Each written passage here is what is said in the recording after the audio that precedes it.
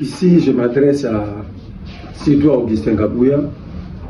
Lorsque Kabouya dit que Fulgence Mouteba est en complicité avec l'M23 pour avoir dit la vérité, j'aimerais poser une question à Augustin Kabouya. Est-ce que Kabouya, dans sa tête, il a deux seules dispositions de cet accord? Sans ouvrir cet accord, il est dit comme ça, deux dispositions. Le même évêque, la même église catholique avait combattu contre Kabila. L'UDPS à l'époque s'était donné même le leaks avec Jean-Marc Aboun comme secrétaire général de se partager le succès. Vous vous souvenez de la fameuse affaire des 50-50.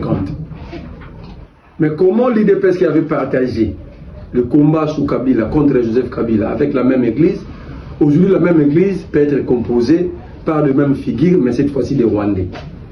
Quand Etienne Tshisekedi recevait Cholé, quand Etienne Tshisekedi discutait avec Ambongo, quand Etienne Tshisekedi parlait avec Mosengo Péassunamo, quand Etienne Tshisekedi parlait avec Fulgence Mouteba, étaient-ils tous Rwandais? Étaient-ils tous ennemis de la République? Le débat est ailleurs, le débat il est simple. Où est l'accord économique? On n'a pas besoin des dirigeants. Je n'ai pas besoin de Moukoko Samba, de son interprétation. Je n'ai pas besoin de l'interprétation de Patrick Mouya. Nous, peuple, nous avons besoin de l'interprétation. Nous avons besoin du document. Chacun a été à l'école. Chacun est expert dans son domaine. Quand nous brandisse les documents, nous allons lire et chacun va tirer des conséquences. Personne n'a contredit Fulgence Mouteba. Ils disent que nulle part il est mentionné dans cet accord 99 ans d'exploitation. Mais au contraire, ils disent quoi? C'est combien d'années alors? Si ce n'est pas 99 ans, c'est combien? Non, ces gens-là ne font pas la politique. Moi, je peux accepter d'être en clandestinité. Je peux accepter d'être menacé par le régime. Je peux accepter, moi, de subir tout ce que je peux subir, tout ce que je peux subir parce que je suis adversaire à l'Union sacrée et à Félix Tshisekedi.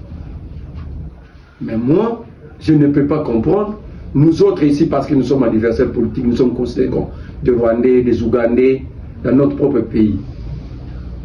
Mais l'Église, alors s'ils continuent de se vanter de cet accord, pourquoi la paix n'est pas revenue?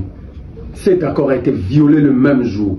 Signé, entériné ou vira passe entre le mains des rebelles. Donc on n'a plus droit à la parole. Je ne saurais comprendre qu'un parti qui s'est battu pendant 37 ans pour, entre guillemets, la démocratie et les sociales, mais ces partis au pouvoir incapables d'accepter la contradiction, incapables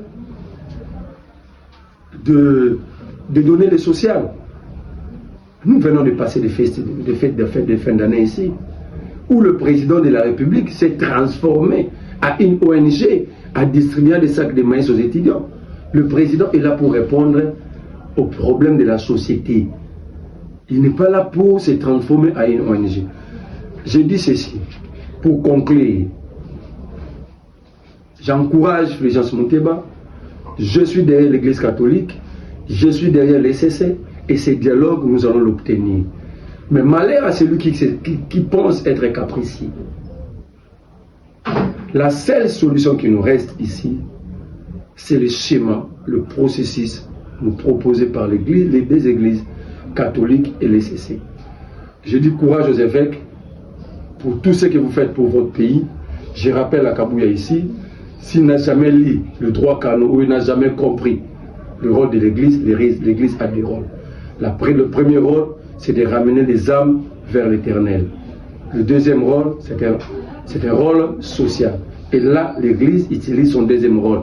À qui veut comprendre, de comprendre. À celui qui ne veut pas comprendre, on s'en fout, nous allons continuer.